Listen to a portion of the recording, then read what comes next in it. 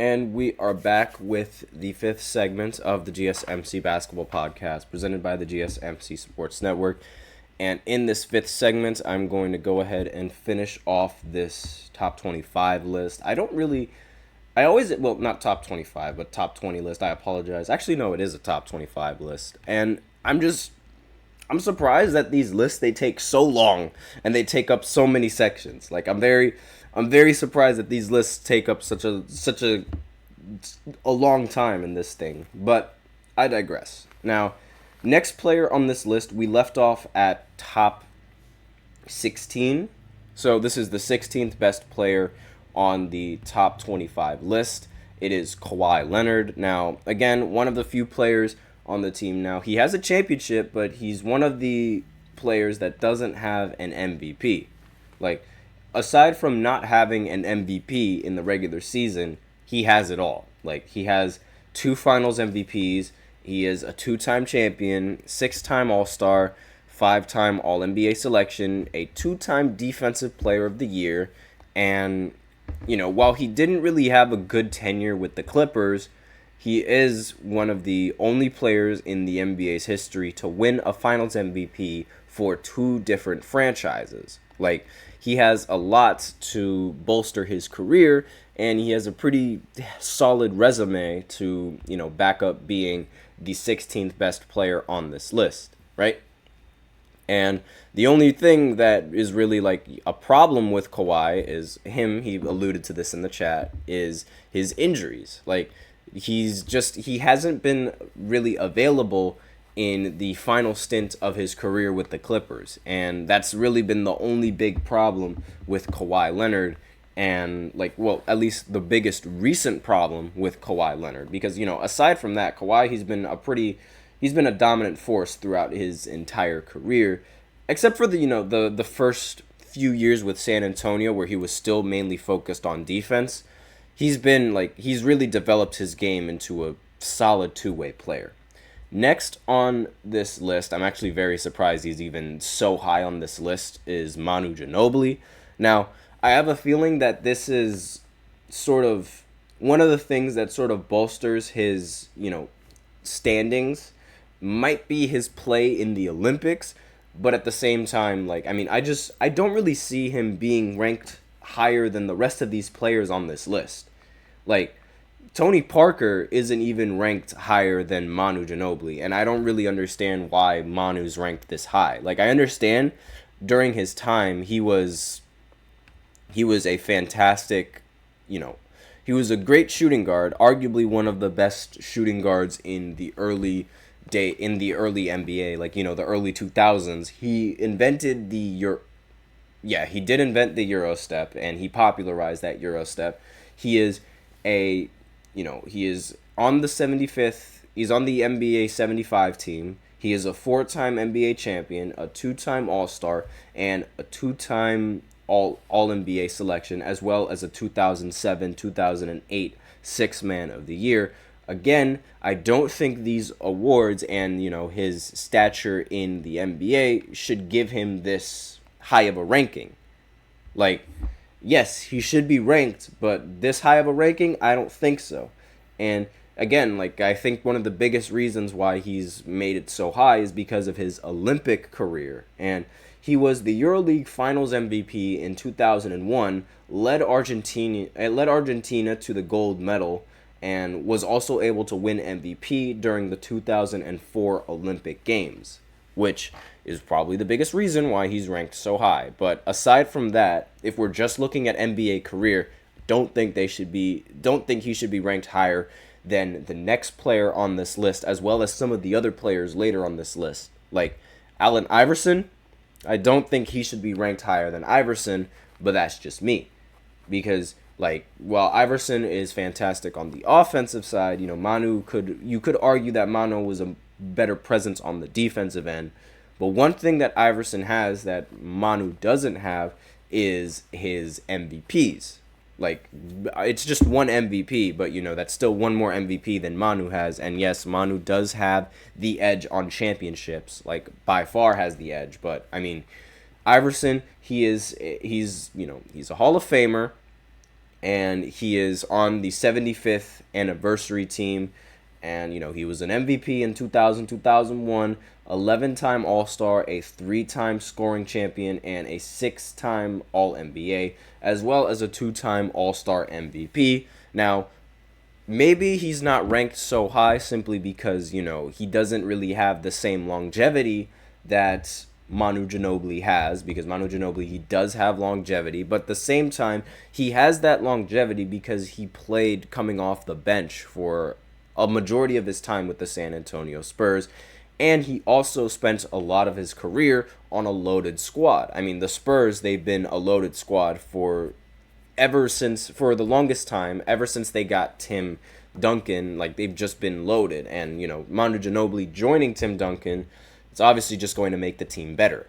And I also don't think Manu should be ranked higher than Anthony Davis, but that just might be a little bit of a bias, because I do understand that Anthony Davis only now recently won an NBA championship. But one of the things that I think should, sort of improve Anthony Davis's rating on this list is the fact that he is the only player in the history of basketball that has won a FIBA World Cup, an Olympic gold medal, an NCAA championship, and an NBA championship. He's the only player in the history of basketball to do all 4 of those things. And you know how a lot of people, they rank MJ so high because of his winning. Well, Anthony Davis has won in every single competitive level of sports. And it's not just American sports, it's international sports as well.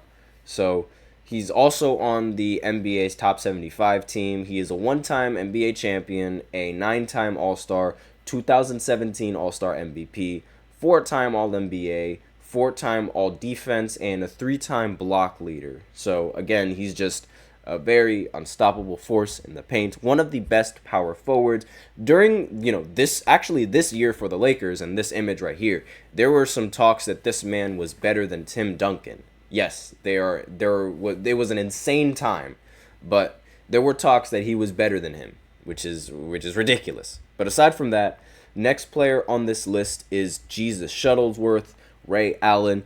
Before Steph Curry, this man was considered the best three-point shooter that the league has ever seen. He's made the top 75 list for the NBA. He is a 2-time champion, one time with the Boston Celtics and the other time with the Miami Heat. He arguably owns one of the most clutch shots in NBA history. The three-pointer in the corner is it's still talked about to this day. Everyone still says, oh, Ray Allen saved LeBron's legacy, this, that, and the other. But it was a really tough shot. Very, very difficult shot. And again, best three-point shooter in the league before Steph Curry. He definitely deserves this ranking. Might be a little too high, but he deserves to be on this list. Now, the next player on this list is Tony Parker. Now, I mentioned that he should be ranked a little bit higher on this list, but he is still on this list. I think Manu and Tony Parker should switch spots. But that's just me. I mean, Tony Parker, he's been on the team for about just as long. He's a 4-time NBA champion, 2007 Finals MVP, 6-time All-Star, and a 4-time All-NBA. He definitely deserves this ranking. Maybe is somewhat on the same level as Chris Paul. Again, not entirely sure, because Chris Paul has been undoubtedly the best player on a majority of his teams, while Tony Parker was, either second or third best, but I digress. Now, again, he's a phenomenal athlete, and similar to how Manu Ginobili invented the Euro step, this man revolutionized the floater and how point guards attack the basket. So, a very competent guard. Next is Draymond Green, the first ever all-you-can-do basketball player, honestly. He does everything on the court. He's had his scoring years, he had his defensive years, he's had his assist years. It's he does it all. And, a lot of people forget that he scored 35 points in Game 7 in 2016 when Steph Curry couldn't score more than 20 points. But, aside from that, Draymond Green, he's a 4-time All-Star, a 4-time NBA champion, 2-time All-NBA, 2016-17 Defensive Player, and an 8-time All-Defensive Team selection. Next, we have 3 more players on this list, and then this list is going to be over.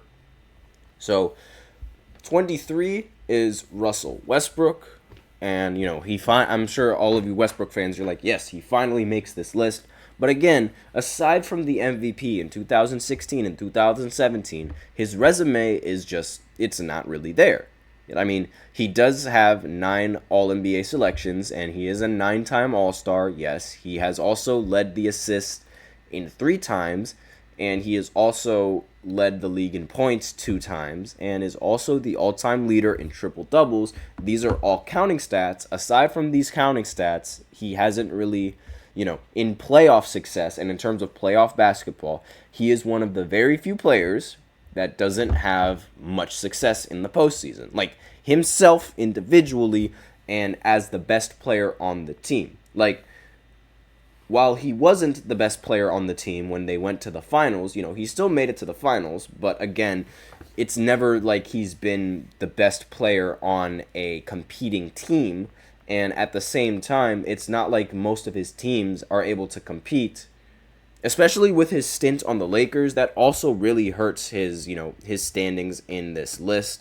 And again, like, while I do understand that, triple doubles, they are ridiculously impressive, it doesn't mean that they always help the team and his efficiency. There's all this.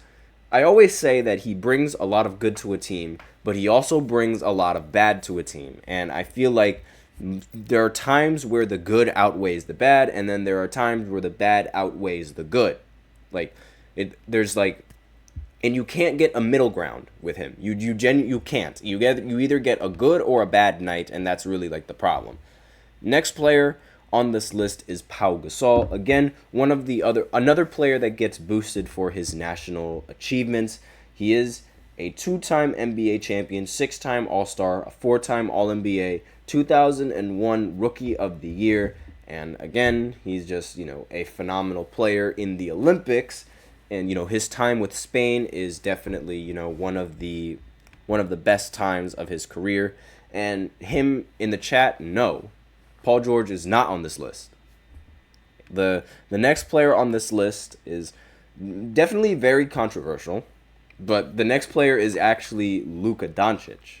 Like, he is 25th on this list of players. Now, I know that's absolutely insane, but when you really think about it, Luka, I understand, the recency bias and him making it all the way to the finals, but if you really think about it, he already has more finals appearances than Paul George.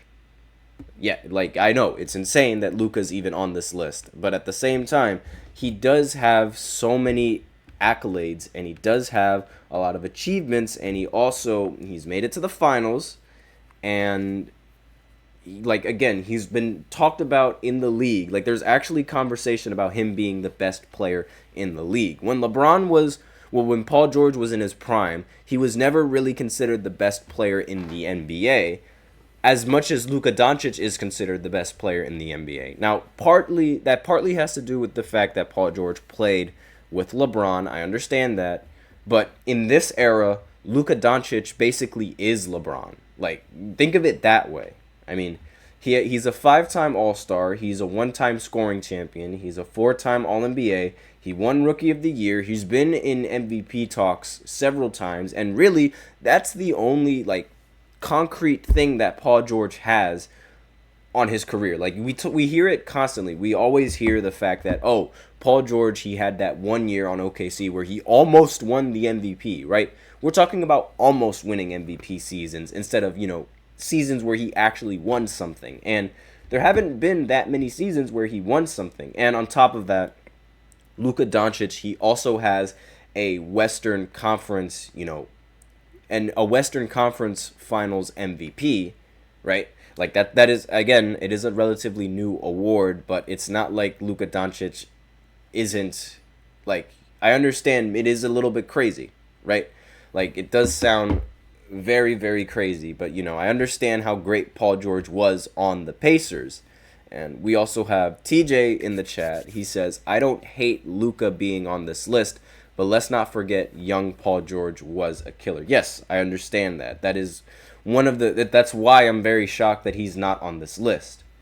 Like, but again, we also have to remember that this is also 21st century basketball, so this takes into account everything else that he's done. That and if it was just based off of his early years in Indiana, I have no doubt that he would make this list. But since this is just an accumulation of things, like, I mean, he has several first round disappointments. I really think that 3-1 lead that he blew with the Clippers is really hindering him on this list. Like, there's a lot of these. And Luka Doncic, he's never really had many playoff series where he's expected to win. Unlike Paul George, where he's expected to win. Like, it's really difficult to, scale both of those and, like, take both of their positives and take both of their flaws. Like, Paul George, he has the defense and the offense, but, Luka probably has far better offense than Paul George is ever going to even get in his career. And on top of that, one of the things that Luka has above him is, like, just constant record-breaking performances. Like, Paul George, I can't really name many record-breaking performances that Paul George has as opposed to Luka Doncic, because, again, Luka, while he is relatively young, he is, like, most of his awards, or his accomplishments, youngest player to do this, youngest player to do that. He also, I remember there was a game where he had 70 points. I mean, there was that. There was also a game where he scored or assisted on over 80% of the Dallas Mavericks points, right? Which is ridiculous, especially for someone so young. He's also, been the leader in playoff points per game for the longest time.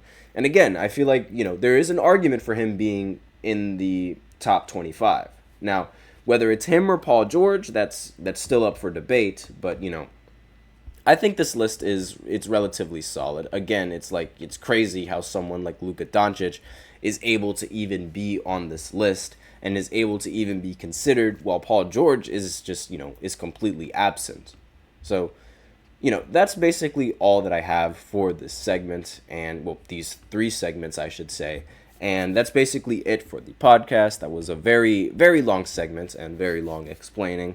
But, aside from that, him in the chat, he has some more things to say. No, T-Mac is not on this list. And, again, yes, there are going to be a lot of players on this list that, they just haven't made it this list. But I can answer both T-Mac and Vince Carter. So, for one, Luka Doncic has more finals appearances than both of them. Like, Vince Carter, he never made it to the finals. T-Mac only made it to the finals once in 2013. He wasn't even the best player. And on top of that, T-Mac, he's had injuries over his career.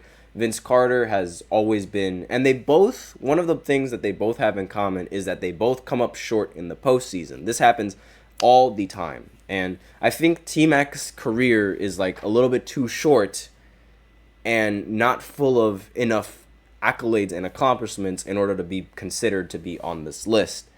But I do understand why you would feel like he should be on this list, because, like, I mean, he's never made it out of the first round when he was the number 1 option. He's had several playoff series where he just underperformed. Vince Carter, the same thing applies with him. Several playoff series where he just underperforms.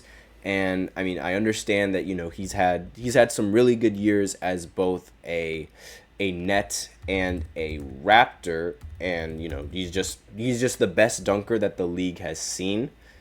I mean, I don't think being called the best dunker allows you to get put in a position of being, the best athlete, or like being on a list of the best NBA players in the 21st century.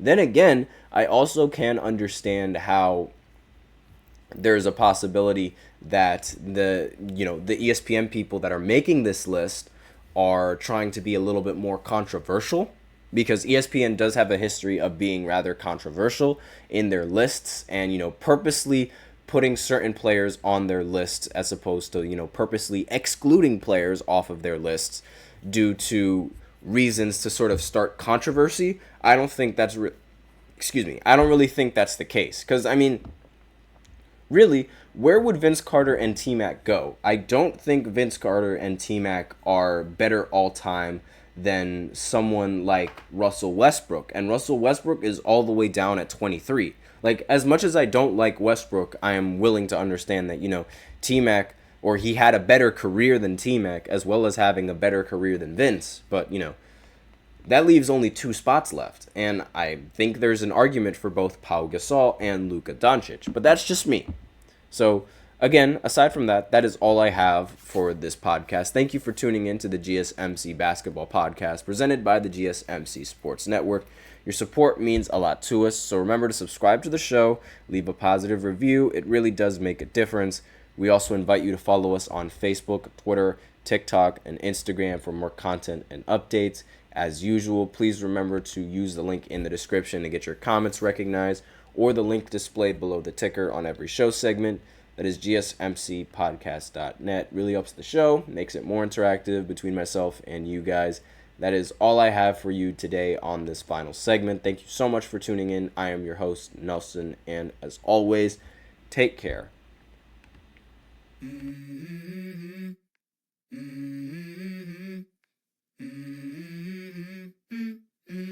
Let's go. I wake up to a little bit of drool on my pillow, feel like it's gonna be a bad day. Yeah, I'm tired of shit, and the coffee ain't hit yet. Damn, ain't that great. I don't wanna